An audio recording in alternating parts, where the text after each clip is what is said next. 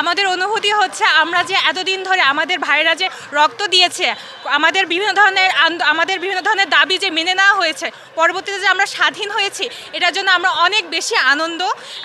বেশি আনন্দিত এবং আমরাও চাচ্ছি আমরা এভাবে আমাদের সব দাবিগুলো যেন আমাদের মেনে নেওয়া হোক এবং আমাদের যে ভাইয়েরা রক্ত দিয়েছে তাদের সাথে যেন জাস্টিস হোক। 1971 সালে আমরা যে বিজয় দেখি নাই, আমাদের দাদা নানারা যে বিজয় দেখেছে, আজকে আমরা সেই বিজয় আমরা দেখছি। অনুভূতি বলতে গেলে অনেক মানে গায়ে কাটা দেওয়ার মতো একটা, যেটা আমরা নিজের চোখে দেখতে পাইনি, সেটা আমরা মন থেকে আমরা প্রকাশ করতেছি যে অনেক অনেক অনেক খুশি, আমরা অনেক খুশি।